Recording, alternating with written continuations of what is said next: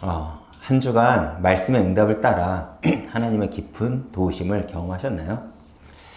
지난주 우리 교회는 미스바에서 은혜를 회복한 이스라엘의 역사를 함께 우리가 보았습니다. 이스라엘이 하나님과의 관계를 회복하고 하나님의 은혜가 다시 임할 수 있었던 이유는 무엇이었을까요? 먼저 그들은 그들의 삶 가운데 깊이 뿌리내린 우상을 제거했습니다. 그리고 미스바에 모여 처절하게 자신들의 죄를 회개를 했죠. 그렇게 하나님은 다시 이스라엘을 회복시키신 것이고 이스라엘은 하나님의 영광 가운데 다시 있을 수 있게 된 것입니다. 이스라엘의 우상을 제거하고 회개한 것이 그들에게 쉬웠을까요? 아니요. 굉장히 그들은 어려웠을 것입니다. 왜냐하면 이스라엘 문화 속에서 우상의 역사는 굉장히 오래되고 깊었기 때문에 그래요. 사사기 2장 10절을 제가 한번 읽어보겠습니다. 그 세대 사람들도 다 그 조상에게로 돌아갔고 그 후에 일어난 다른 세대는 여호와를 알지 못하여 여호와께서 이스라엘 위하여 행하신 일도 알지 못하였더라. 여러분도 잘 알다시피 이것은 초기 사사시대에 기록된 기록서입니다. 그 시대를 말하는 것이겠죠. 사사기에 기록된 이 말씀을 통해 우리가 알 수 있는 사실은 이스라엘 백성들에게 뿌리내린 우상의 문화는 사사 초기부터 이어진 문화였다는 것입니다. 하나님이 이스라엘 위에 행한 일을 알지 못했다는 것이 무엇일까요? 진짜 그들이 이론적으로 알지 못했다는 건 아니겠죠. 그들은 하나님의 일보단 우상의 일을 더 신뢰하고 따랐다는 것입니다. 여기서 다른 세대란 부모와 자식 간의 그 세대를 말하는 게 아닙니다. 우리가 생각하는 어떤 그 세대 간의 격차를 말하는 게 아니에요. 하나님을 아는 이들과 하나님을 모르는 이들, 그 두 무리를 비교시킨 그 단어라는 거죠. 그렇게 오래 뿌리내린 우상 문화는 이스라엘 백성들의 신앙을 틀어지게 했고 언약궤를 전쟁의 도구로 사용까지 온 것입니다. 그러나 하나님의 영광이 떠난 이스라엘은 어느 순간부터 은혜를 사모하기 시작했고 그렇게 하나님께 나오기 전 우상을 제거하라는 사무엘의 요구에 그들은요 순종을 한 것입니다. 그리고 미스바에 모여 회개를 한 이스라엘은 하나님을 다시 회복시키셨고 그 증거로 법궤를 빼앗긴 수치의 장소에서 하나님 당신의 능력과 당신의 위대하심과 당신의 영광을 가지고 블레셋과의 전쟁에서 승리하게 하심으로써 기쁨과 환희를 바꾸신 것입니다. 그리고 이스라엘은 사무엘이 사는 날 동안 다시 하나님의 백성으로 살아가기 시작합니다. 그리고 8장으로 넘어가면서 우리는 오랜 세월이 흘러갔음을 우리는 알 수 있습니다. 그래서 사무엘 8장 이렇게 시작하죠. 사무엘이 늙으니. 7장과 8장 사이는 굉장히 긴 시간의 간격이 차이가 있다는 것을 우리가 추측할 수 있습니다. 이제 사무엘의 시대가 저물하고 있으면 우리는 그가 늙었다는 사실을 가지고 우리는 알 수가 있죠. 그리고 그런 사무엘에게는 두 아들이 있었던 것 같습니다. 첫째는 여호와는 하나님이시다 라는 의미를 가진 요엘이라는 첫째 아들이고 둘째 아들은 하나님은 아버지시다라는 의미를 가진 야비야입니다. 이 두 자녀들의 이름을 통해 우리는 하나님을 향한 사무엘의 마음과 중심을 잠시 엿볼 수가 있습니다. 그는 평생의 고백이 여호와는 하나님이시며 그분은 나의 아버지임을 고백하며 살아왔습니다. 그렇게 하나님은 그에게 신실하게 역사하셨고 그가 한 말을 하나도 땅에 떨어뜨리지 않았습니다. 그리고 그가 이스라엘 지도하는 동안은 이스라엘은 평화가 있었고 안식이 있었고 번영이 있었습니다. 그리고 그는 그는 그 마음을 자녀들에게도 굉장히 전하고 싶었을 것입니다. 그렇기에 그런 이름을 지었고 자신과 같은 사사의 길을 걷길 바랬을 것입니다. 그런데 문제는 무엇이죠?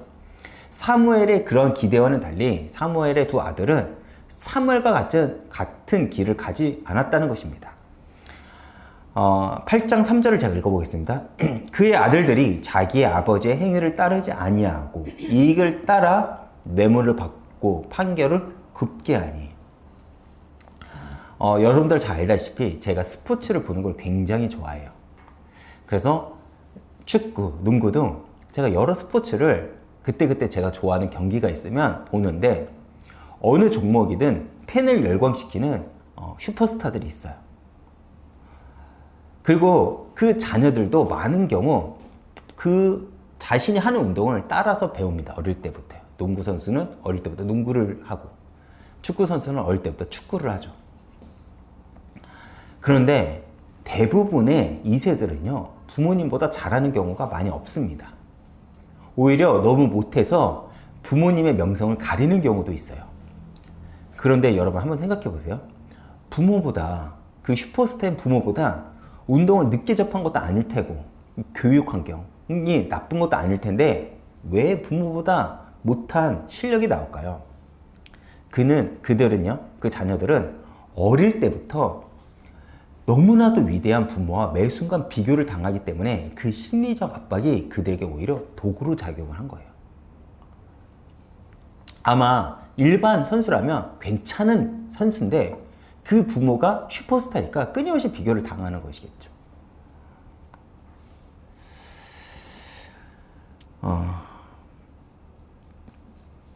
이렇듯 어떤 위대한 인물들을 보면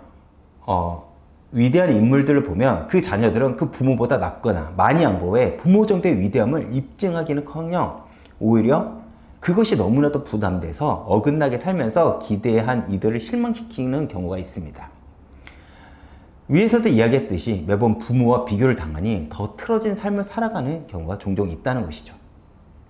아마 사무엘의 자녀들도 그랬을 것이라 많은 학자들이 입을 모아 이야기를 합니다.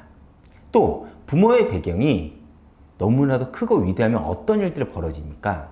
오히려 자녀들은 그것으로 인해 방탕하고 타락하는 경우도 종종 있습니다. 왜냐면 모든 사람들이 우쭈쭈 해주잖아요. 그렇죠? 우리도 한때 존경했던 리더, 유명인들의 자녀들이 타락하고 무너지고 그리고 우리가 생각했던 어떤 정상적인 방법으로 기회를 얻지 않고 너무나도 편하게 기회를 얻는 것을 우리는 뉴스를 종종 보거나 들으면서 우리가 분노를 하죠. 왜요? 부모의 배경으로 인해 그들은 수많은 특권을 누리기 때문에 그렇습니다.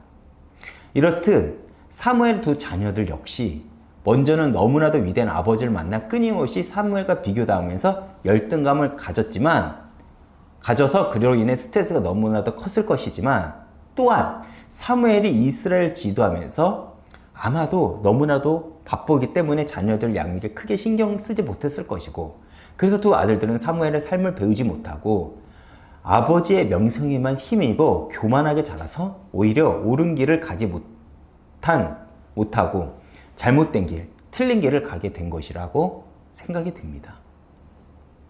그래서 오늘 말씀의 기록처럼 뇌물을 받고 왜곡되고 잘못된 판결을 한 것이죠. 왜요? 그들의 지금의 직업은 사했기 때문에 그렇습니다. 고대시대 당시 중요한 판결은요, 그 국가의 지도자가 하는 경우가 종종 있습니다. 그래서 우리가 솔로몬의 판결 이야기, 여러분 너무나도 잘 알고 있죠. 또 로마 시대에 바울이 로마 황제에게 판결을 받고자 한 것도 우리는 너무나도 잘 알고 있습니다.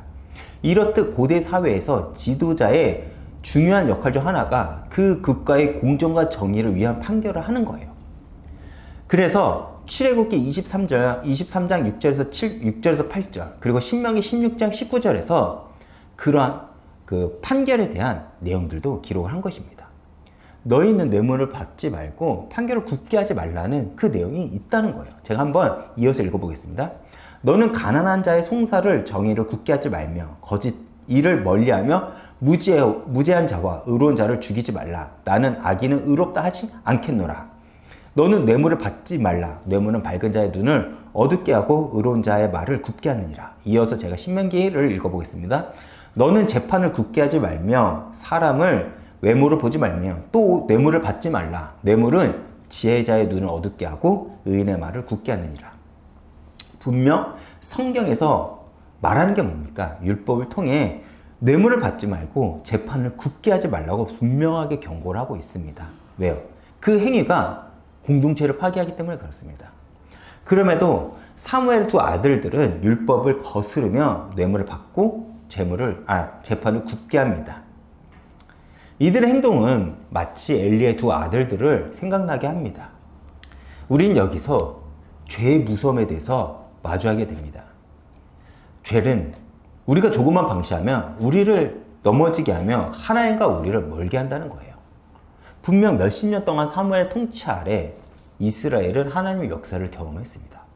그런데 조금만 돌아서니, 조금만 방심하니 다시 죄는요, 우리를 넘어지게 한다는 것입니다. 그래서 하나님은 우리에게 거룩을 요구하는 것이며 두려움과 떨림으로 우리가 사는 날 동안 구원을 이루라고 우리에게 요구를 하는 것입니다. 왜요? 그렇지 않으면 우리는 다시 죄로 돌아가기 때문에 그렇습니다. 그래서 신앙생활이나 끊임없이 내가 내 틀어진 신앙은 하나님께 방향을 맞추는 것이고 끊임없이 두려움과 떨림으로 주님 앞에 내가 엎드리는 것입니다. 그래서 어떻게 보면 내가 죄를 지지 않을 수 있는 환경에 내가 놓인 것도 신앙인의 관점에서 보면요, 그것이 축복일 수 있다는 것입니다. 내 분수에 넘치는 환경과 내 분수에 넘치는 명성은요, 나를 넘어뜨리게 한다는 거예요. 누가 그랬죠? 사무엘의 두 아들들이 그랬습니다. 다시 돌아가. 사무엘의 두 아들들은 뇌물을 받고 재판을 굳게 함으로써 율법을 어기고 이스라엘의 공동체를 파괴하고 죄를 짓게 됩니다. 이러한 사무엘의 아들들의 행동은 이스라엘 공동체에서는 굉장히 큰 불만이었고, 그렇기에 백성들은 사무엘을 찾아가 왕을 요구하기 시작합니다. 사무엘상 8장 4절에서 5절을 제가 한번 읽어보겠습니다. 이스라엘 모든 장로가 모여 라마에 있는 사무엘에게 나아가서 그에게 이르되, 보소서, 당신은 늙고 당신의 아들들은 당신의 행위를 따르지 아니하니 모든 나라와 같이 우리에게 왕을 세워 우리를 다스리게 하소서 한지라. 분명히 여기서 우리가 주목할 것이 무엇이냐? 사무엘의 아들들의 행실은 나빴다는 거예요. 그리고 이스라엘 백성들의 요구는 정당한 것처럼 보입니다. 그렇죠? 그들이 그냥 사무엘을 제끼고 왕을 요구한 게 아니에요. 사무엘의 아들들의 행실이 나쁜 것을 보고 왕을 요구했다는 것입니다.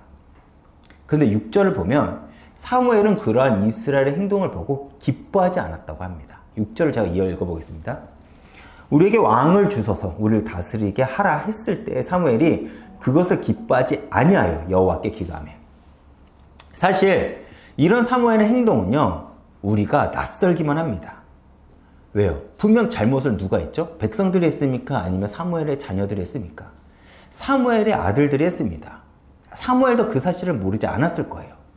그리고 사무엘은 우리가 생각하기에는 누구보다도 정직하고 정의로운 인물입니다.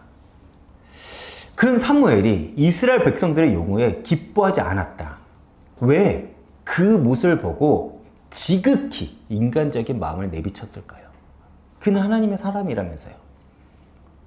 여러분, 현재 우리는요, 사무엘서를 보면서요, 이스라엘 역사를 우리가 함께 알아보고 있죠. 그렇게 우리가 성경에 기록된 이스라엘 역사를 보면서 이스라엘이 마치 우리를 보게 하는 불편한 사실을 마주하게 하기도 합니다. 어쩌면 하나님이 우리에게 성경을 주신 이유는 당신을 우리에게 알려주고자 하는 목적도 있겠지만 또 다른 목적은 우리에게 믿음의 실존을 보게 하는 역할도 하게 합니다. 우리는 성경을 통해서 이스라엘 백성들의 그 모습을 보면서 하나님은 이렇게 은혜를 주고 또 주는데 왜 다시 이스라엘은 우상 숭배를 하고 죄 가운데로 돌아갈까? 우리는 그러한 이스라엘 백성들의 모습이 이해가 가지 않습니다.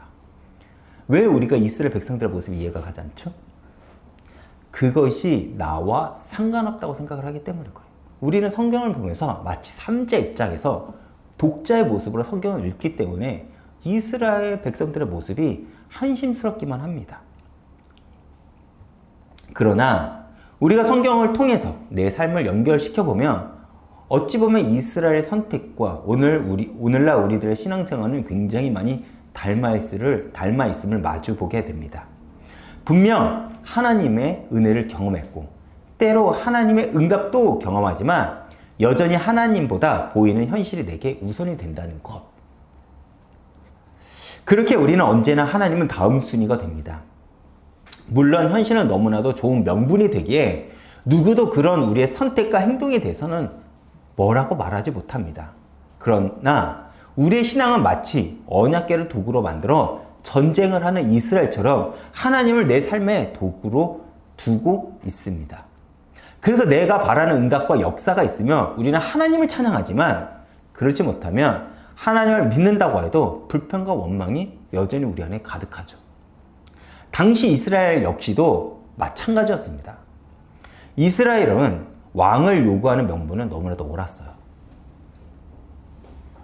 그러나 그들의 중심에는 뭐가 있었냐면 하나님을 의지하기보다 세상의 논리, 세상의 방법, 세상의 요구가 더 중요했고 더 의지하고 싶었던 것입니다. 그래서 뭐라고 했죠?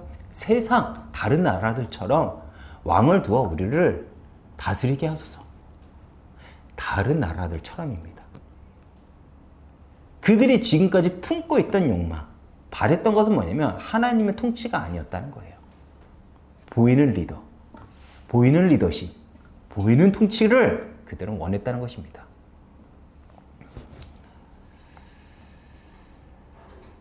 즉, 여전히 이스라엘에게는 하나님 자신들의 목적을 이루어줄 도구였다는 것이죠. 그래서 사무엘이 다스리던 때에는 사무엘의 말이 하나도 땅에 떨어지지 않았고 그런 역사들이 하나님의 인재와 통치가 백성들에게도 분명하게 보였기에 그때는 이스라엘이 하나님께 돌아온 것처럼 보였습니다. 그리고 그때는 그들이 회복한 것처럼 보였다니까요. 다시 말해 우리로 말하면 이거예요. 응답이 있으니까 그때는 진실되게 예배에 참여를 하고 진실되게 헌신을 하고 마치 제자와 같은 모습을 했다는 것입니다. 그런데 사무엘이 듣고 그의 아들들이 믿음지 않게 되자 그들을 우리가 안심할 수 있게 보이는 왕을 달라는 거예요. 다시 말해 이거죠. 하나님의 응답이 더 이상 내게 없으니까 내게 바라는 것들이 이루어지지 않으니까 어느 순간부터 과거에 그렇게 열심히 했던 성도들이 세상으로 돌아가 한때 하나님을 열심히 믿어봤어. 근데 현실이 먹고 사는 일이 내 자녀가 내 가정이 그런 명분을 가지고 세상의 논리를 쫓아가는 것과 같다는 것이죠. 그 명분이 너무나도 옳았지만 그들의 중심은 하나님이 아닌 것을 알기에 사무엘은 그 사실이 슬펐던 것이고 그래서 하나님 앞에 엎드려 기도를 한 것입니다. 그리고 하나님은 그런 사무엘의 기도에 뭐라고 응답하십니까? 7절에서 8절을 제가 이어서 읽어보겠습니다. 여호와께서 사무엘에게 이르시되 백성들이 내가 한 말을 다 들으라. 이는 그들이 너를 버림이 아니요 나를 버려 백성들이 왕이 되지 못하게 함이라. 내가 그들을 애굽에서 인도하여 낸 날부터 오늘까지 그들이 모든 행사로 나를 버리고 다른 신을 섬긴 것 같이 내게도 그리하느니라. 즉 이런 말이죠. 백성들의 이러한 요구, 왕을 요구하는 것은 사무엘 너를 버린 것이 아니라 나를 버린 것이야. 그들은 지금만 이런 게 아니야. 출애굽 때부터 끊임없이 명분을 가지고 우상을 섬겼어. 이 말이에요. 우상을 섬길 수밖에 없는 명분을 끊임없이 그들은 찾았고 그것을 가지고 나를 대적했다는 것입니다. 출애굽 때 시내산에서 모세가 율법을 받으러 올라갈 때 산 아래에 있는 이들이 금송아지를 만들면서 가졌던 명분은 무엇입니까? 지금까지 우리를 인도한 모세가 보이지 않으니 우리를 인도할 신을 만들라는 거예요. 또 가나안 땅에서는 왜 그들이 바알과 아세라를 섬겼죠? 농사를 짓기 위해 풍요의 신이 너무나도 필요했기 때문에 그렇습니다. 너무나도 중요한 명분 아닙니까? 농사를 짓는 것을 가나안 민족들에게 배우면서 이걸 꼭 해야 돼. 이래야지 풍요의 신이 우리를 도와줘. 이래야지 우리는 농사를 잘 지을 수 있어. 그 보이는 신이 눈앞에 존재하기 때문에 그들은 하나님보다 그것을 의지했다는 것이에요.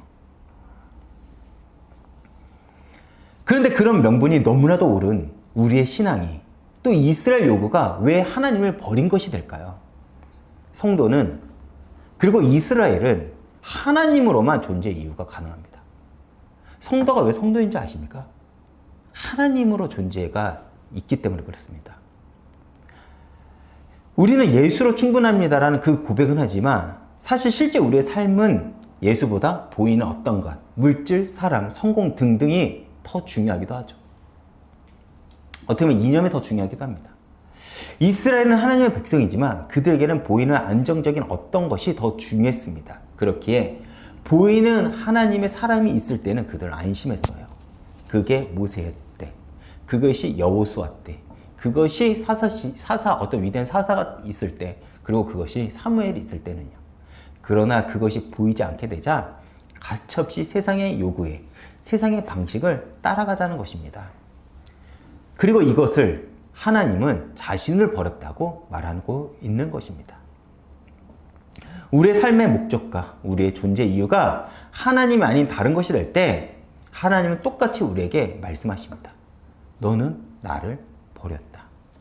오늘은 얼마나 많은 이들이 이런 식으로 예수를 믿고 있지 않은가요?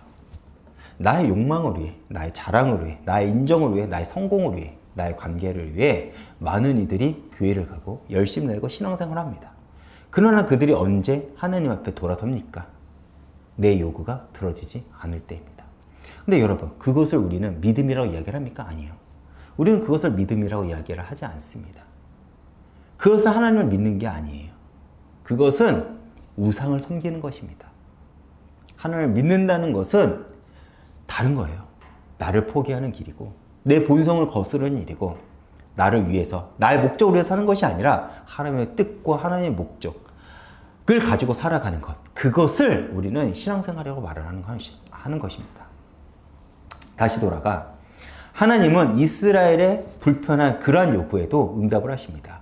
그리고 왕을 세울 것을 사무엘에게 명령하시죠.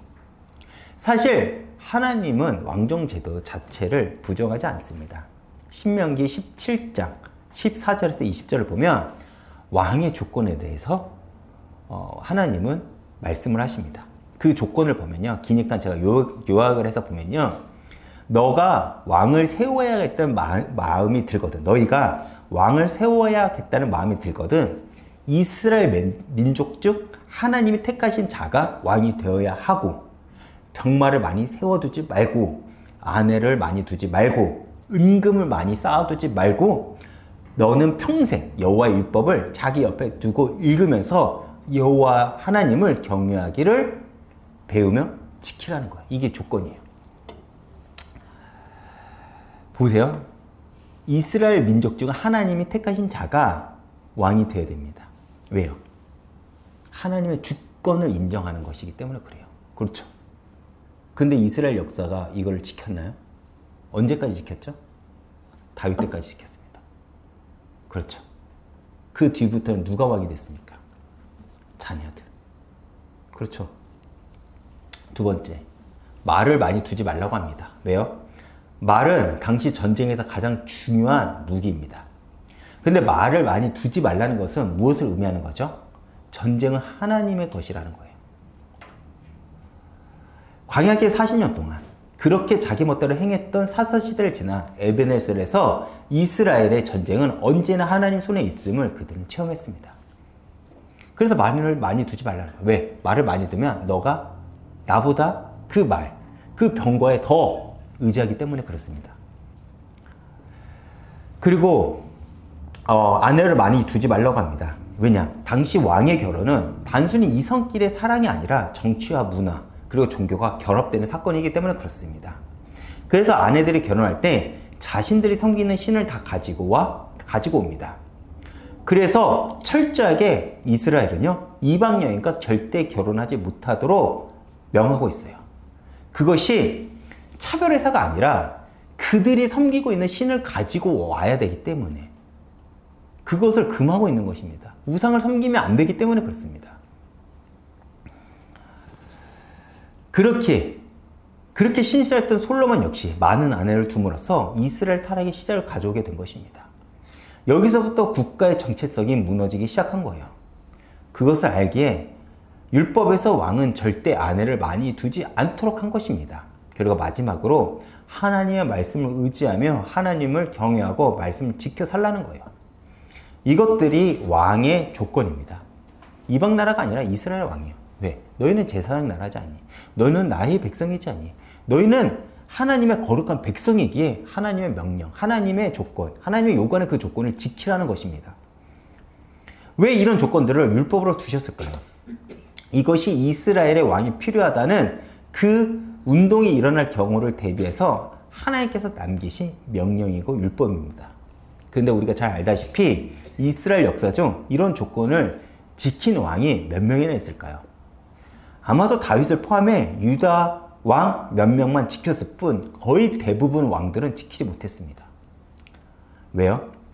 당연합니다. 출애굽을 한 직후부터 이스라엘은 하나님께 반역을 한 민족이에요.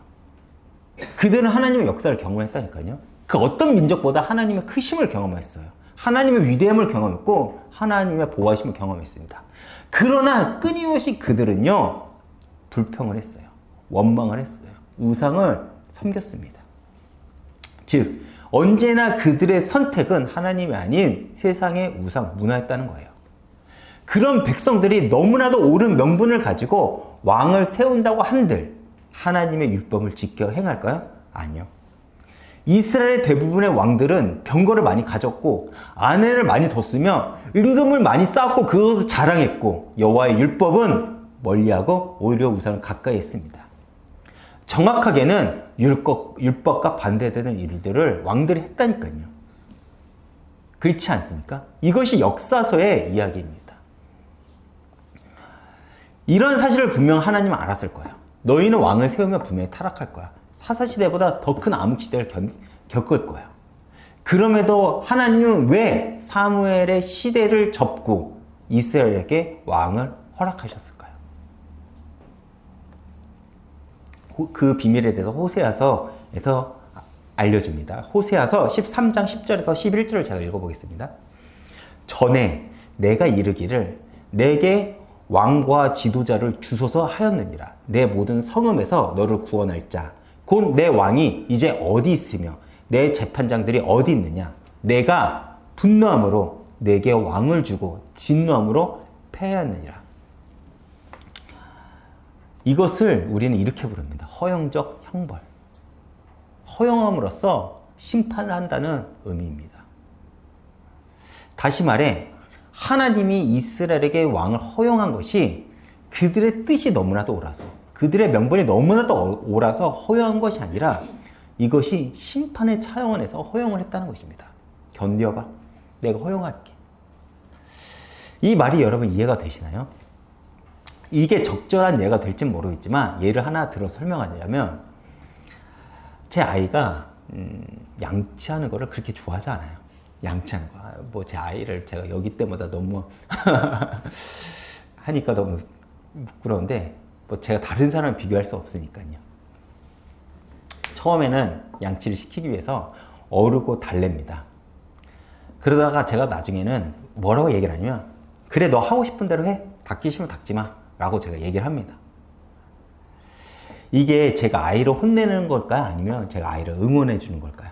야 너의 의지가 옳아. 응원한다. 닦지 마. 이러는 걸까요? 아니면 혼내는 걸까요? 혼내는 것이죠. 네가 양치를 안 닦음으로써 아파봐야지 정신을 차리겠지. 이런 마음이 있는 겁니다. 물론 마음이 약해서 결국 설득해서 시키긴 한다만 그러한 내용입니다. 아니면 애들이 밥을 안 먹어서 떼를 씁니다. 그러면 부모가 그래 먹지 마. 이게 응원입니까? 아이의 말을 듣고 응원하는 것입니까? 아니면 혼내는 겁니까? 혼내는 것이죠. 배고플 때까지. 네가 경험해 봐야지 알지. 배고파 봐야지 네가 밥을 먹겠지. 이런 것입니다. 비슷한 이치죠. 로마서 그래서 1장 24절에서도 사도는 이런 말을 합니다. 그러므로 하나님께서 그들의 마음의 정욕대로 더러움에 내버려 두사 그들의 몸을 서로 욕되게 하셨으니.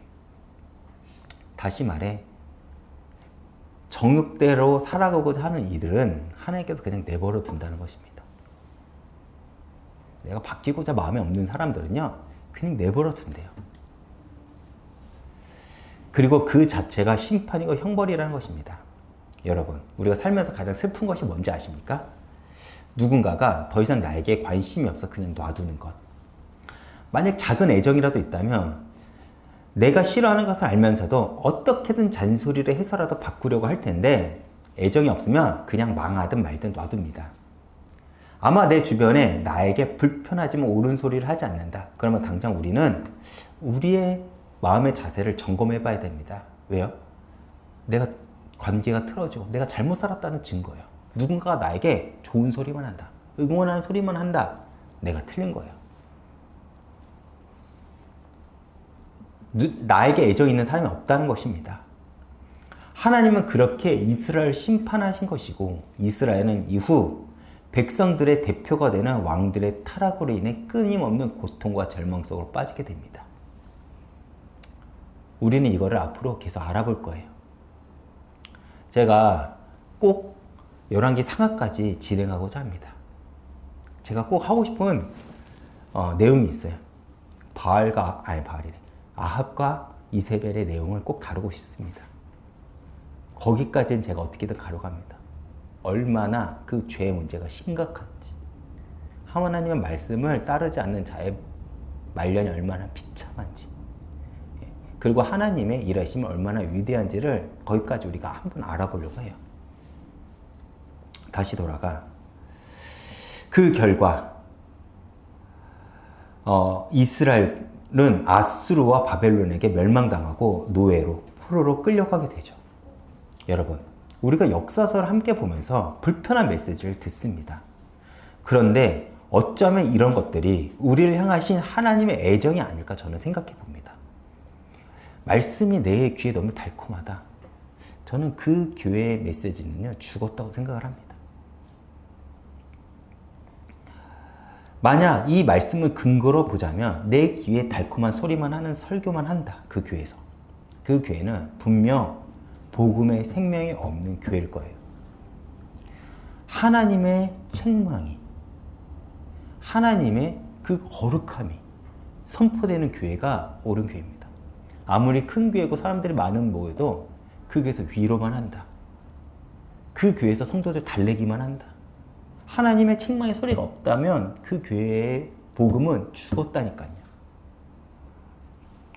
내게 불편한 복음의 메시지는요, 오히려 우리를 하나님과의 깊은 관계를 이어가게 할 것이며 참된 응답과 승리를 우리에게 주실 것입니다. 결론입니다. 여러분, 우리는 하나님이 우리에게 정말 원하시는 것이 무엇일까요? 당신의 마음을 알아달라는 거예요. 그리고 하나님의 마음을 우리가 알았다면 세상에 나는 하나님만으로 살면서 당신의 증인으로 살아가 달라는 겁니다.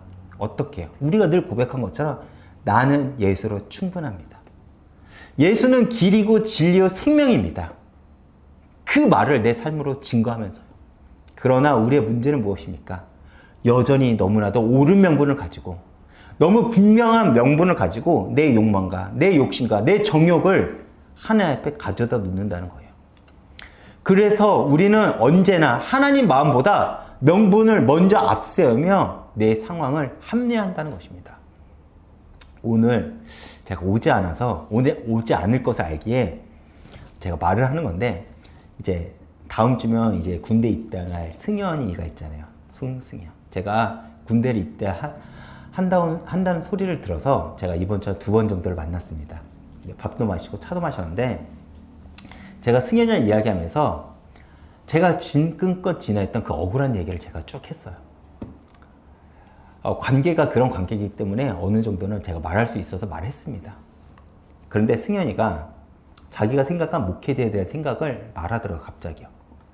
사실 그 이야기를 듣는데 사실 좀 불편했어요. 근데 틀린 말은 아니었어요. 틀린 말은 아니더라고요. 그 만남을 하면서 돌아오면서 제가 너무나도 옳은 명분을 가지고 저 스스로를 합리화했던 제 모습을 발견한 거예요. 그리고 제가 바꿔야 될 것을 찾았습니다. 근데 그게 뭔지는 여러분들한테 말씀 안 드릴 겁니다. 알면 계속 지켜볼 거잖아요. 저 혼자 바꾸면서 고칠 겁니다. 그리고 또 최근 정원교회와 연합으로 어린 성경학교를 준비하면서 그 목사님을 보면서도 굉장히 많은 배울 점들을 찾게 됐어요. 사실 과거 제가 학교 다닐 때 제가 목이 좀 뻣뻣했거든요. 난 달라. 나는 이미 옳은 신학에 대해서 배우고 있고 공부하고 있고 고민하고 있어 라고 저는 스스로 생각했거든요. 근데 함께 진행하면서 그분의 순수함과 목회의 열정을 보면서 저도 굉장히 많이 보고 배우고 제 틀어진 모습을 발견하게 됐습니다. 은혜죠. 은혜죠. 그래서 저는 최근 티는 안 날 거예요. 아마 제가 조심스럽게 하니까. 근데 굉장히 많은 도전하는 것들이 있습니다. 사실 현실을 마주한다는 것 불편하지만 정말 내가 옳은 길을 가고자 한다면 반드시 필요한 과정 같습니다. 그리고 하나님은 그런 우리들을 응원하실 것이고 응답하실 것입니다. 그래서 여러분 이 말씀을 깊이 묵상하시면서 불편하지만 하나님의 음성을 듣고 순종하는 한 주가 되시길 축원드리겠습니다. 이번 주 찬양은 주님 큰 영광을 받으소서 라는 찬양을 준비했습니다. 우리의 왕은 분명하게 하나님입니다. 그렇기에 우리가 오직 경배할 분은 오직 하나님밖에 없습니다. 그러나 우리는 하나님을 믿는다고 해도 정작 우리의 삶을 들여다보면 그럴 수밖에 없는 이유와 명분을 가지고 보이는 세상을 왕으로 두고 경배하고만 있는 것 같습니다.